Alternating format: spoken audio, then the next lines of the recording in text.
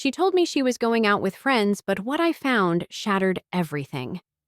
I walked into that hotel room and saw her with him. The truth hit me like a freight train.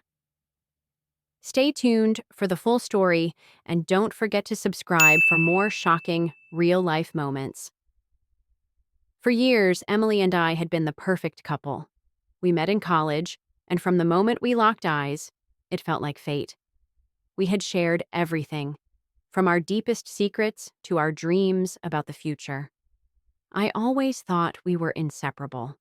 Our relationship felt like something out of a fairy tale, full of love, trust, and understanding. We were together for almost 3 years, and in that time, I truly believed that we had built something solid. People always said we were the couple to look up to. My friends envied what we had, and so did I. Emily was everything to me: beautiful, intelligent, and kind. She was the one I planned on spending my life with. Our bond was built on mutual respect and trust, or so I thought. Lately, though, things started to feel different. It was subtle at first. Emily, who had always been open with me about her plans, began to act a bit distant. She started going out more often with her friends, sometimes coming home late, claiming they had stayed out longer than expected. I tried not to think too much about it. I told myself that maybe she just needed some time with her friends, and it was nothing to be concerned about. After all, we all need our space, right? But there was one night that changed everything. Emily told me she was going out with a few of her friends. It wasn't unusual for her to go out without me, but for some reason, that night felt different. It was a feeling I couldn't shake. I wanted to trust her, but there was something gnawing at the back of my mind. Something wasn't right. I decided to give her the benefit of the doubt. I stayed home, hoping that she'd have a good time with her friends, and I tried to focus on other things. However, as the night wore on, I couldn't help but feel a growing sense of unease. I kept checking the time, wondering why it was taking her so long to return. The clock kept ticking, and I found myself growing more anxious with every passing minute. Around midnight, I received a text from her saying that she was staying at a friend's place for the night because they were having too much fun to leave. I didn't think too much of it at the time, but a part of me couldn't ignore the feeling that something wasn't quite right. Emily had never stayed out this late before, and now she was saying she wouldn't be coming home at all. It was a bit odd, but I didn't want to jump to conclusions. Maybe I was just being paranoid. The next morning, I received another text from Emily saying she was still with her friends, but that she'd be home soon. I decided to go out for a walk to clear my mind. I wasn't angry. I was just confused. I wanted to believe that she was telling the truth, that nothing was happening behind my back. But the doubt lingered in the pit of my stomach. It wasn't until later that day that everything changed. I had planned to stop by a coffee shop on my way back home, just to clear my head. As I walked past the hotel near our apartment, I noticed something that stopped me in my tracks. Emily's car was parked outside. My heart skipped a beat. I told myself it was just a coincidence, but something urged me to look inside. My feet moved before my mind could process what was happening. I approached the hotel's front entrance, and as I stepped inside, I saw something that I will never forget. There, in the lobby, was Emily, her arm around a man, laughing as if nothing was wrong. The man she was with wasn't one of her friends. He was someone I had never seen before, someone I didn't recognize. I stood frozen in place, my heart racing as I watched them walk past me. They didn't notice me, too wrapped up in their conversation to even glance my way. It was like I was invisible. My mind was racing, trying to make sense of what I was seeing, but I couldn't process it. I followed them, barely able to breathe as they entered a hotel room. My worst fear had been confirmed. She wasn't with her friends at all. She had lied to me. She had told me one thing, but in reality, she was with him, someone I didn't know. My body felt numb as I stood outside the hotel room door, too paralyzed to take another step. I wanted to confront her right there and then, but I knew I couldn't. I needed answers, but I didn't know how to get them without exploding in anger. I walked away from the hotel, my mind racing with emotions I couldn't even name. Betrayal, confusion, and disbelief all washed over me. How could Emily do this to me? Why hadn't I seen the signs before? I wanted to scream, to shout, but all I could do was stand there in shock, wondering how everything I had known, everything I had believed in, had fallen apart so suddenly. I didn't know what to do next. All I knew was that the truth had hit me like a ton of bricks, and I wasn't sure I could ever go back to the way things were. The drive home was agonizing. My mind was spinning, overwhelmed with everything I had just witnessed. I didn't know what to think, and I certainly didn't know what to feel. I was caught between disbelief and rage. Emily had always been the person I trusted most in the world. She was my best friend, my partner, the one person I thought I could count on above anyone else. But now, everything felt like a lie. I kept replaying the scene in my head, the way she had looked at that man in the hotel, the closeness between them, the laughter they shared. How long had this been going on? Was it a one-time mistake, or was this a full-fledged affair? The questions were endless, and the pain of not having answers was suffocating. When I got home, I sat down, trying to make sense of it all. How could she have lied to me so easily? I thought about the small things, the late nights, the odd text messages, the sudden distance in our relationship. Had she been seeing him behind my back all this time? Or had it just started recently? I felt like an idiot for not noticing the signs sooner. How had I been so blind? I decided I couldn't wait any longer. I needed to confront Emily. I needed answers, not only for my peace of mind, but to understand what had happened to our relationship. I didn't know if I was ready for the truth, but I knew that I couldn't keep living in this limbo.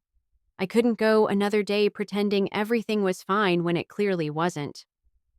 When Emily walked through the door later that evening, I was already sitting on the couch, my heart pounding in my chest. She smiled at me, her usual warm smile, but it didn't reach her eyes. I could tell she knew something was off. There was a tension in the air, something heavy between us. She could feel it, too. "Hey," she said softly, her voice faltering a little. "I didn't expect you to be home. How was your day?" "Don't act like nothing's wrong," I snapped, my voice shaking with a mix of anger and disbelief. "You weren't with your friends last night, were you?" Emily froze, her expression faltering. "What are you talking about?" "I know everything, Emily," I said, my voice tight. "I saw you. I saw you with him in that hotel. I saw you walking in there, hand in hand with someone who isn't me. And don't lie to me. Don't say it's nothing because I know what I saw." Her face went pale, and I watched as the color drained from her cheeks. For a moment, she didn't speak. She just stood there, looking at me, probably trying to find the right words to explain herself. But there were no words that could justify what I had seen. There was no excuse for her betrayal. I never meant for you to find out this way," she whispered, her eyes filled with guilt. "I was going to tell you, I swear. I didn't know how." "Tell me what?" I replied, my voice now a mixture of hurt and anger. "That you've been lying to me? That you've been seeing someone else behind my back? Is that what you were going to tell me? Because I don't think I need to hear any more excuses." Tears welled up in her eyes, and she took a step toward me, reaching for my hand. But I pulled away. I couldn't bear to touch her, not after everything she had done. "I'm sorry, okay? I'm so sorry. I never meant for you to find out like this," she said, her voice breaking with emotion. "It started out as just a friend, someone I met, but things got complicated and I couldn't stop myself. It wasn't supposed to happen like this. Please, you have to believe me." I could feel the anger rising in me again, but this time it was mixed with hurt. Deep, gut-wrenching hurt. Complicated? So you thought keeping it a secret from me was the right thing to do? You thought I wouldn't find out? You think you can just apologize and make it all okay? She didn't respond. She just stood there, tears streaming down her face, looking utterly devastated. But her apology didn't change the fact that she had broken my trust, that she had lied to my face for who knows how long. I loved you, I said quietly, the words heavy with emotion. I trusted you with everything. I thought we were building something real, and now I don't even know who you are anymore. Emily took a step back, her face crumpling with regret. I never wanted to hurt you, but I did. I know I made a terrible mistake, and I can't undo it. I don't know how we got here, but I'll do anything to make it right. Her words felt like a hollow promise. There was nothing she could say to fix this. There was no way to take back what had been done. She had chosen him over me, and I couldn't get that image out of my head. The image of her, in the arms of someone else, lying to me. I don't know if I can forgive you, I said, my voice trembling. I don't know if I can look at you the same way again. Emily broke down, sobbing uncontrollably. But her tears didn't make the pain go away. They only made it worse. I don't know what to do anymore, Emily, I whispered, my voice breaking. I don't know if I can keep pretending everything's okay. The days after our confrontation felt like an emotional storm. I couldn't escape the constant ache in my chest, and every waking moment seemed to be a reminder of the betrayal that had shaken my world. Emily's words, her apologies, echoed in my mind, but they weren't enough to erase the images of her with him. No matter how hard I tried to focus on anything else, my thoughts kept returning to that moment in the hotel. Her hand intertwined with his, their laughter filling the air while I stood outside, shattered and helpless. I knew that I needed to make a decision, whether to try to salvage what was left of my relationship with Emily or to walk away. The idea of leaving her was unbearable, but staying in a relationship built on lies and deceit seemed even worse. I found myself caught in a mental tug of war, torn between love and betrayal, between the life I had known and the harsh reality of what had happened. For the first time in a long time, I decided to spend some time away from the house.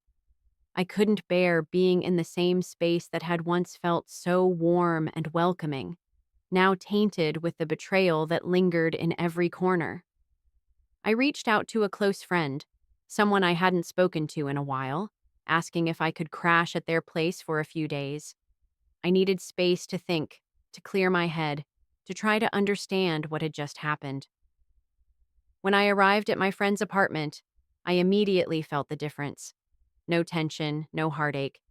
It was just me, alone with my thoughts, trying to process the whirlwind of emotions I was going through. My friend was understanding, but didn't press me for details. They simply let me talk when I wanted to, and gave me silence when I needed it. It was exactly what I needed. I realized that in the chaos of my relationship with Emily, I had lost sight of who I was. I had become so absorbed in her life, her needs, her desires, that I had stopped nurturing my own. In the days that followed, I spent time reconnecting with myself. I went on long walks, read books I had forgotten about, and even started journaling again, something I hadn't done in years. As I reflected on everything, I began to understand something important. The trust I had placed in Emily wasn't just about her actions. It was about me placing my happiness in someone else's hands. And I had allowed that to happen for far too long. But it wasn't easy.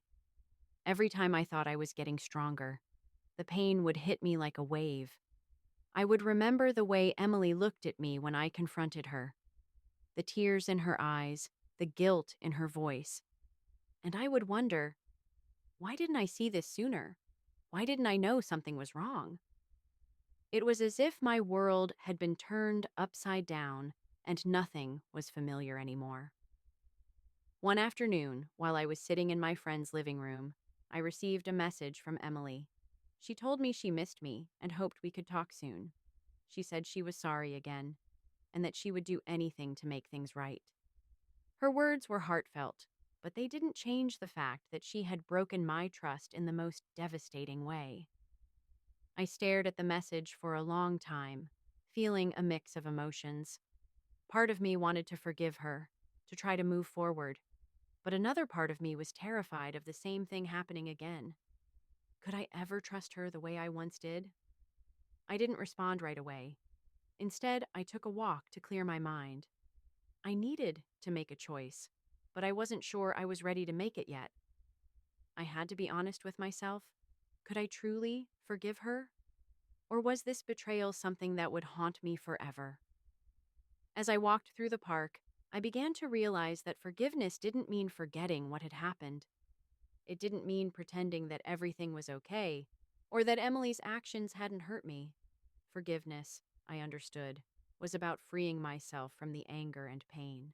It was about taking back control of my own happiness, regardless of what Emily had done. The truth was, I didn't need her apology to heal. I didn't need her to make things right. I was the one who needed to make peace with what had happened. That night, I sat down and wrote in my journal. I wrote about the pain, the anger, and the betrayal. But I also wrote about how I was going to move forward. I wrote about how I was reclaiming my life, my worth, and my future. I knew that healing wasn't going to be a straight path. It would take time, and there would be moments when the hurt would resurface. But I also knew that I had the strength to heal. I had the power to let go of the past and choose a future that was no longer defined by Emily's actions. As I finished writing, I felt a sense of clarity wash over me. I didn't need to make a decision right now. I didn't need to forgive Emily or end things immediately. I just needed to focus on myself, on what was best for me, and let everything else unfold naturally. A few days had passed since I left for my friend's place, and in that time I felt a shift in myself. The emotional fog that had clouded my mind began to clear. I was slowly coming to terms with what had happened. I could feel the weight of the betrayal lessening, though the pain still lingered like an old scar that wouldn't fully heal. I spent most of my days alone, reflecting on everything. The initial wave of anger had subsided, and I was starting to look at the situation with a clearer perspective. I realized that this wasn't just about Emily's infidelity. It was about me. It was about my own choices, my own ability to trust, and my own path to healing.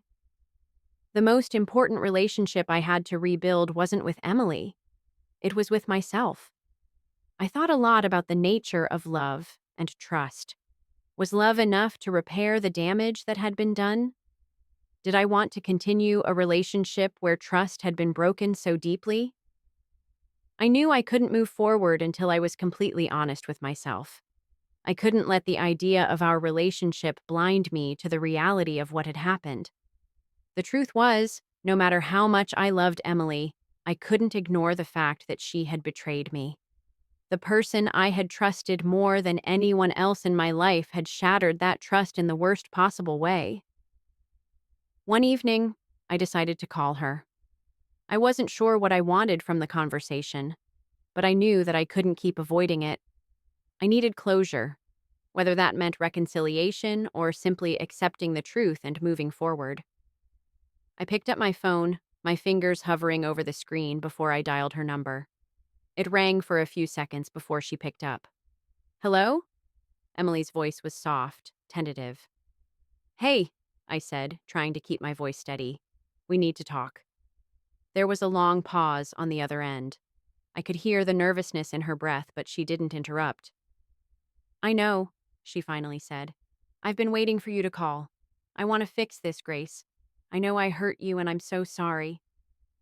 Her words hit me, but I couldn't allow myself to be swayed by them. I had to remain strong. "I don't know if you can fix this, Emily," I replied. "I don't know if you can make it right. What you did, it's not just about the affair. It's about the lies. It's about the trust that's been broken. I never wanted to hurt you.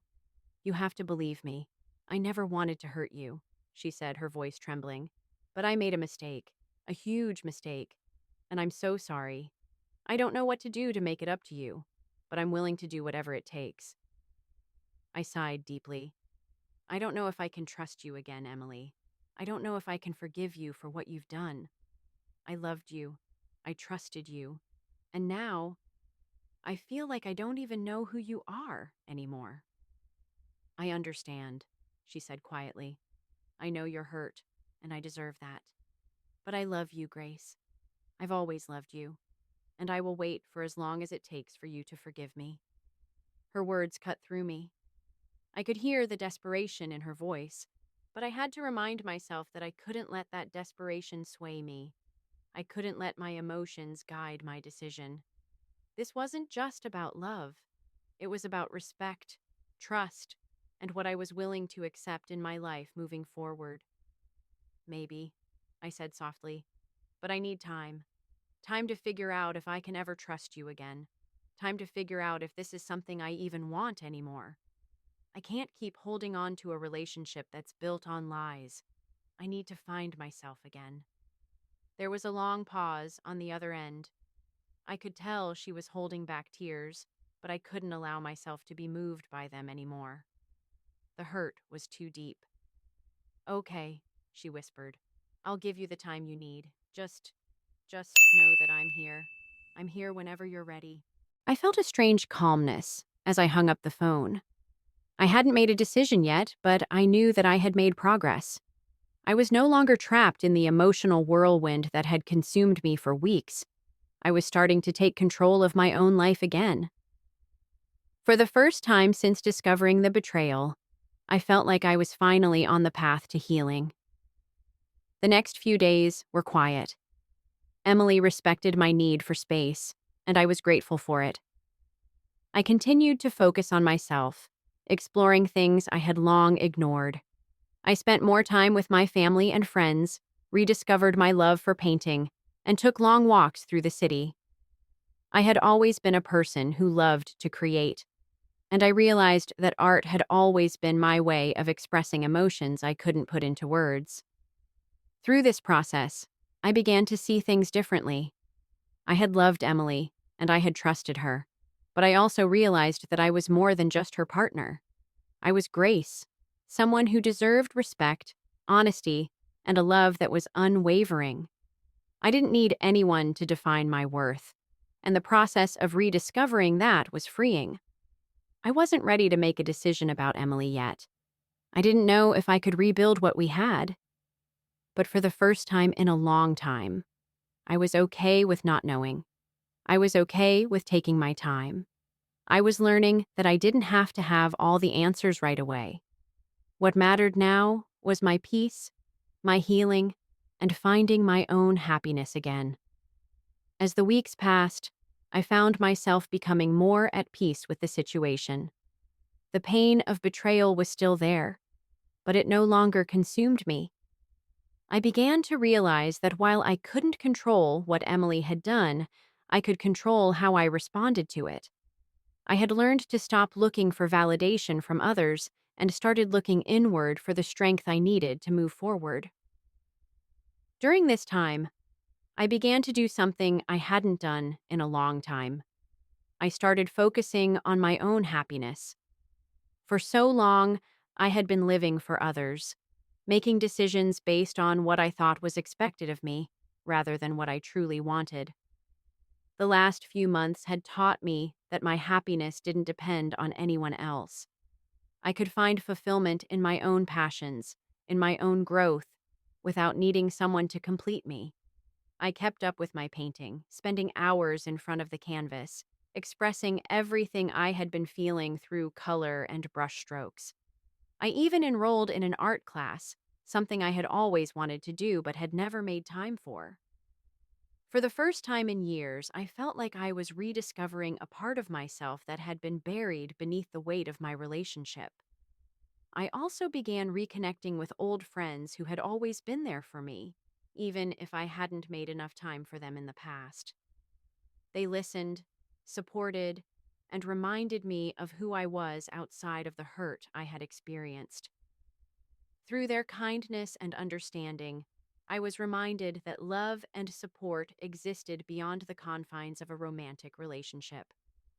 I was not alone, and I didn't have to carry the weight of the betrayal on my own.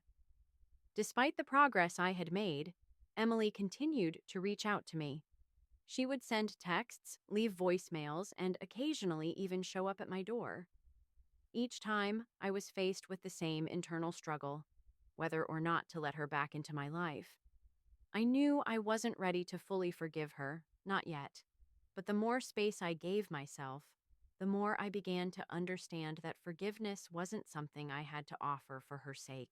It was something I had to offer for mine. One afternoon, I finally decided to meet her. I had spent so many nights lying awake, wondering if I could move on, wondering if I could ever trust her again. But I realized I couldn't keep living in this emotional limbo. I needed to face this head on, even if I wasn't sure where it would lead. I owed it to myself to find closure, whether that meant rebuilding our relationship or walking away from it completely. When I met Emily, it wasn't the same tense confrontation we had had before. There was no shouting, no tears. We both sat down in a quiet corner of a cafe, surrounded by the gentle hum of conversation. There was a palpable silence between us, but it wasn't uncomfortable. It was peaceful, almost as if we were both coming to terms with the reality of what had happened. "I'm sorry," Emily said, her voice steady but sincere. "I know I've hurt you, and I can't take back what I did. I've been trying to find a way to fix things, but I don't know how to undo the damage I've caused." I took a deep breath, searching for the right words. "I don't think things can ever go back to the way they were," I said softly. "The trust is gone, and I'm not sure I can ever get that back. What you did, it broke something inside of me." She nodded, tears welling up in her eyes, but I didn't feel the same anger I had before. Instead, I felt a strange calmness. I had let go of the need for her to fix things. I had already begun to heal on my own. "I know," she whispered, "and I'm not asking for you to forgive me right away. I just, I needed you to know that I'm truly sorry for what I did. I'll respect whatever decision you make, but I want you to know I'll always care about you." Her words were genuine, and for the first time, I believed her. But that didn't change the fact that the damage had been done. The emotional toll of betrayal was not something that could be undone by an apology. The trust that had once been the foundation of our relationship had been shattered beyond repair. "I need to move on," I said, my voice steady but filled with emotion. "And that means letting go of what we had. I don't think we can fix this, Emily. I don't think I can trust you again, and I can't keep living in the past. I need to find my own way forward." It wasn't easy to say those words, but as I spoke them, I felt a sense of release. I was finally letting go of the pain, letting go of the betrayal, and most importantly, letting go of the toxic relationship that had held me back from healing. Emily looked at me, her eyes filled with understanding. She didn't try to argue or convince me otherwise. She simply nodded, as if she knew this was the only way for both of us to move forward. "I understand," she said quietly, "and I hope you find peace. I truly do." And with that, we said our goodbyes. I walked away from that cafe with a sense of closure that I hadn't had before. I had finally made peace with the situation, and more importantly, I had made peace with myself. I was no longer defined by the betrayal. I was moving on, stronger than before. Healing is not about fixing others. It's about finding peace within yourself. Sometimes the best thing you can do is let go and reclaim your own happiness. Have you ever faced betrayal in a relationship? How did you move on and find healing? Share your thoughts in the comments below, and don't forget to subscribe for more empowering stories and real life lessons.